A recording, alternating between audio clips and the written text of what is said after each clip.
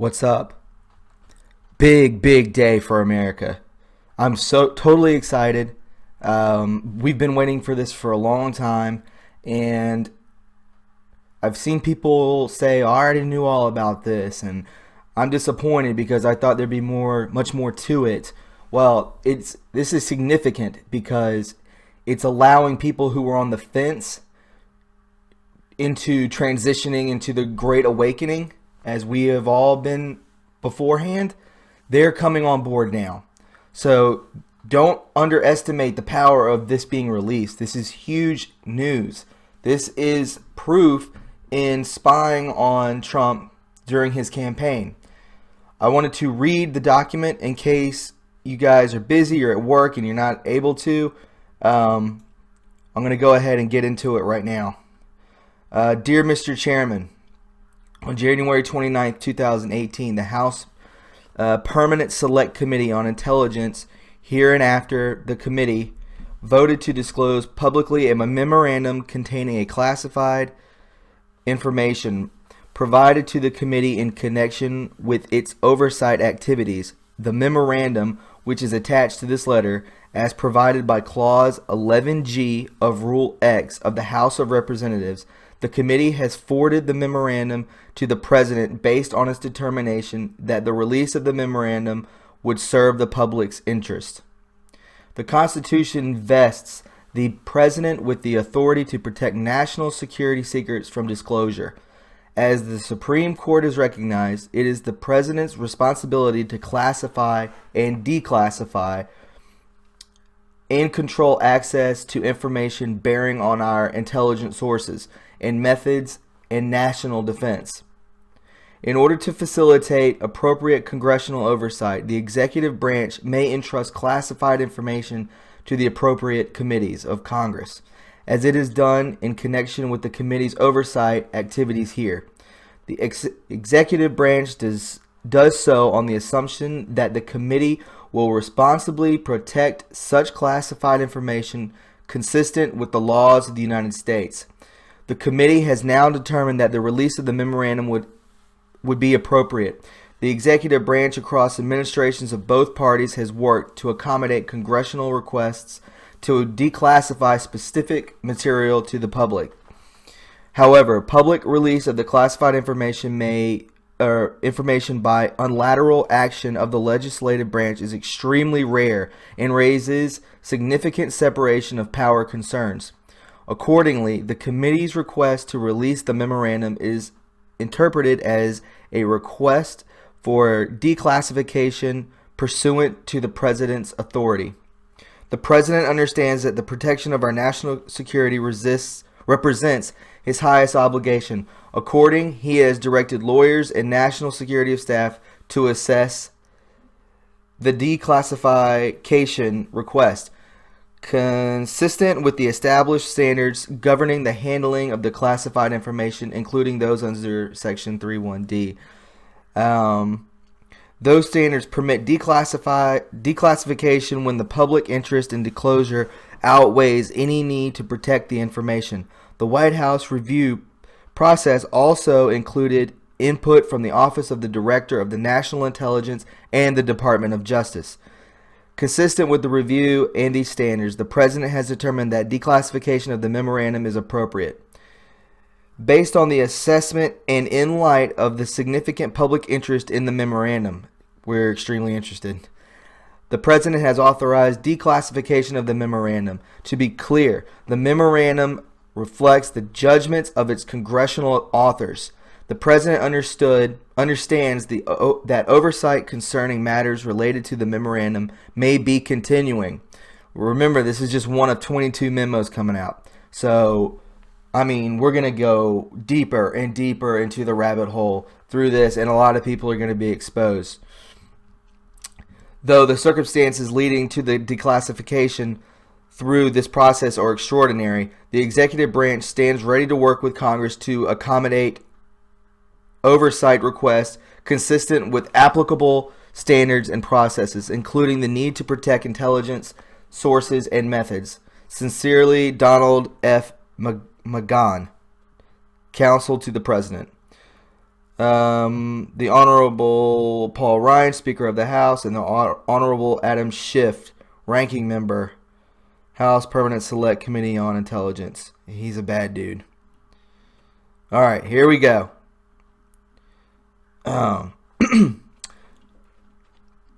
Purpose. The memorandum provides members an update on significant facts related to the committee's ongoing investigation into the Department of Justice, the DOJ, and Federal Bureau of Investigation, the FBI, and their use of Foreign Intelligence Surveillance Act, FISA. During the 2016 presidential election cycle, our findings, which are detailed below, raised concerns with the legitimacy and legality of certain DOJ and FBI interactions with the Foreign Intelligence Surveillance Court, or the FISA, and the FISA Court, and represent a troubling breakdown of legal process established to protect the American people from abuses related to the FISA process. Basically what this means is we've all been spied on, and former President Obama is the one to blame for this. He used this FISA court to spy on all Americans because it's a loophole to spy into Trump Tower while he was on his campaign. So that's what that means. On October 21st, 2016, Department of Justice and FBI sought and received a FISA probable cause order, not under the Title VII, authorizing electronic surveillance on Carter Page from the FISA court. Page is a U.S. citizen who served as a volunteer advisor to the Trump presidential campaign. Consistent with requirements under FISA, the application had to be certified by the director of the deputy director or the deputy director of the FBI. It then required the approval of the Attorney General, Deputy Attorney General, or the Senate-confirmed Assistant Attorney General for the National Security Division. The FBI and DOJ obtained one initial FISA warrant targeting Carter Page and 3 FISA renewals from the FISA court, as required by Statute 50 U.S.C. and 1805D. A FISA order on an American citizen must be renewed by the FISA court every 90 days, and each renewal requires a separate finding of probable cause. Then, Director James Comey signed 3 FISA applications in question on behalf of the FBI, and Deputy Director Andrew McCabe signed 1. So these two are obviously going down. Then DAG Sally Yates, then Acting DAG Dana Boent, and DAG Rod Rosenstein each signed 1 or more FISA applications on the behalf of the DOJ. So these people are, making it able to continue on with the surveillance because it has to be getting renewed. So these different people are renewing it. Due to the sensitive nature of the foreign intelligence activity, FISA submissions, including renewals before the FISA court, are classified. As such, the public's confidence in the integrity of the FISA process depends on the court's ability to hold the government at its highest standard, particularly as it relates to surveillance of American citizens. However, the FISA court's rigor in protecting the rights of Americans, which is reinforced by a 90-day renewal of surveillance orders, is necessarily dependent on the government's production to the court of all material and relevant facts. This should include information potentially favorable to target of the FISA accord. Applications that is known by the government. In the case of Carter Page, the government had at least 4 independent opportunities before the FISA court to accurately provide an accounting of the relevant facts. However, our findings indicate that, as described below, material and relevant information was omitted. So they're basically saying that the information that was given to them would not necessarily allow them to continue on with these surveillances. The dossier compiled by Christopher Steele dossier on behalf of the Democratic National Committee, the DNC, and Hillary Clinton campaign formed an essential part of the Carter Page FISA application. Steele was a longtime FBI source who was paid over $160,000 by the DNC and the Clinton campaign via the law firm Perkins Coie and research firm Fusion GPS to obtain derogatory information on Donald Trump's ties to Russia. Boom, in your face. $160,000 to make up a bullshit document against our president.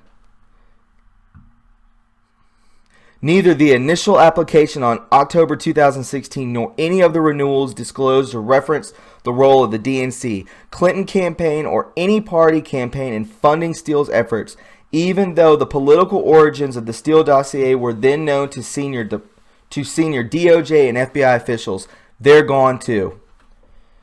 The initial FISA application notes Steele was working for a named U.S. person, but does not name Fusion GPS and principal Glenn Simpson, who was paid by a U.S. law firm, Perkins Coie, representing the DNC, even though it was known by the DOJ at that time that political actors were involved with the Steele dossier.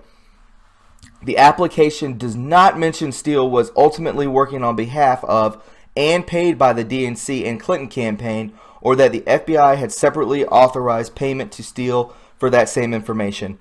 But that will come out. So no worries there. The Carter Page FISA applications also cited extensively on September 23, 2016, Yahoo News article by Michael Isakoff, which focuses on Page's July 16th trip to Moscow. The article does not corroborate the Steele dossier because it is derived from information leaked by the Steele himself to Yahoo News. The Page FISA application incorrectly assesses that Steele did not directly provide information to Yahoo News. Steele has admitted in British court filing that he met with Yahoo News and several other outlets in the September 2016 at the direction of Fusion GPS. Perkins Coie was aware of the Steele's initial media contact because they hosted at least one meeting in Washington, D.C. in 2016 with Steele and Fusion GPS, where the matter was discussed.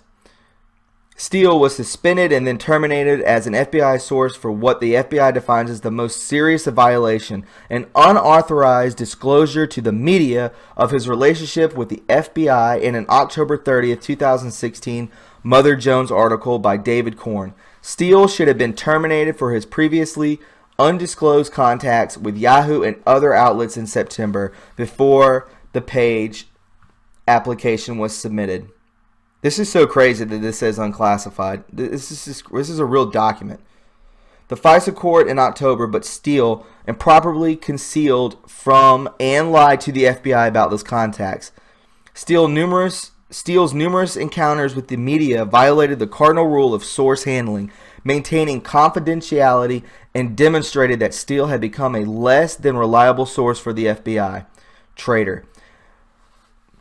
Before and after Steele was terminated as a source, he maintained contact with DOJ via the Associate Deputy Attorney General Bruce Orr, a senior DOJ official who worked closely with Deputy Attorneys General Yates and later Ron Rosenstein.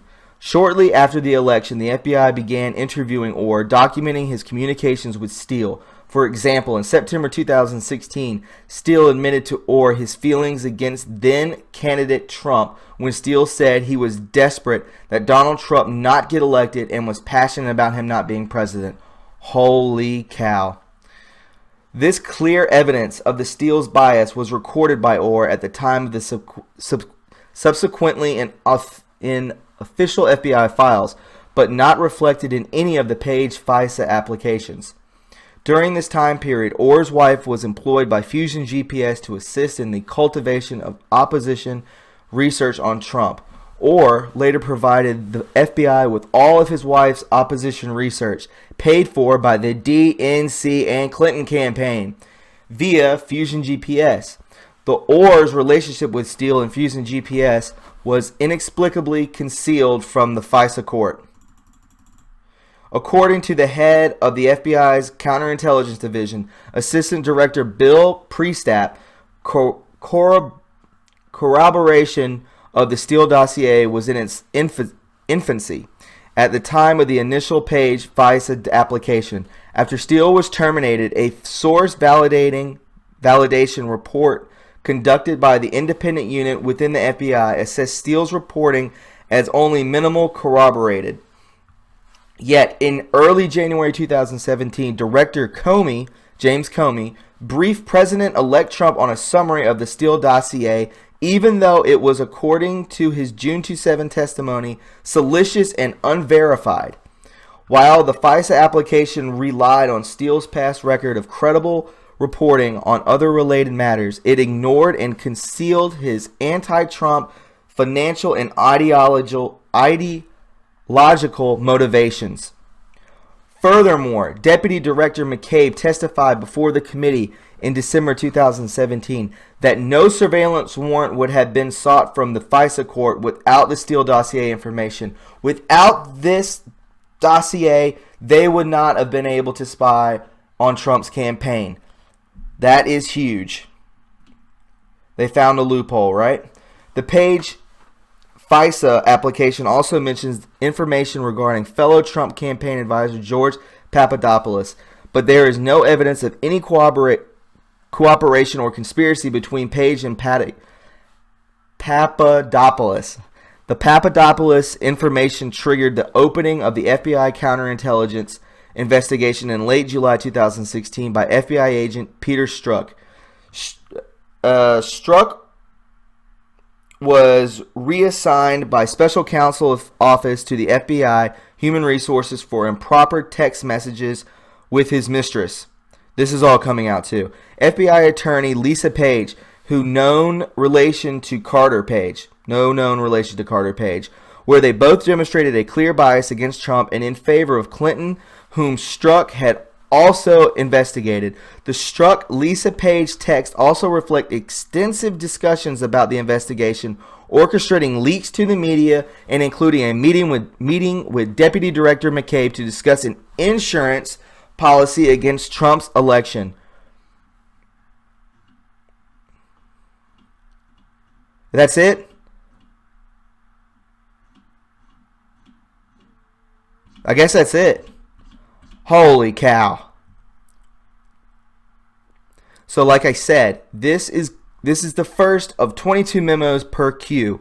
So we have 21 more of these of unclassified documents that will come out to the public.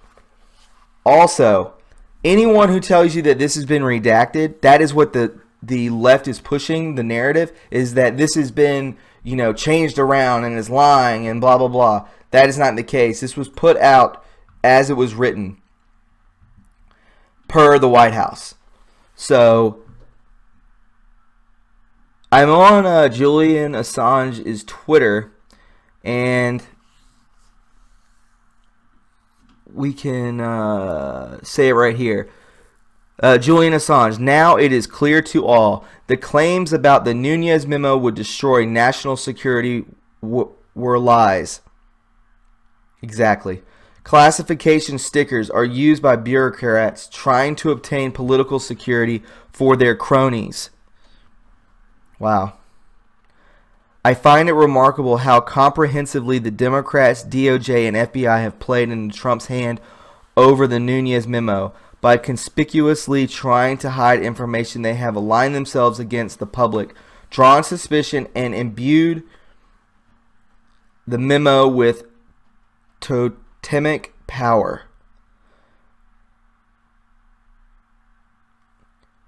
Howard Feynman, Julian Assange retweeted. It's also true that there was nothing the least bit catastrophic to the FBI or DOJ in the Nunes memo. Assange is right about that. So this whole drama has been a farce all the way around.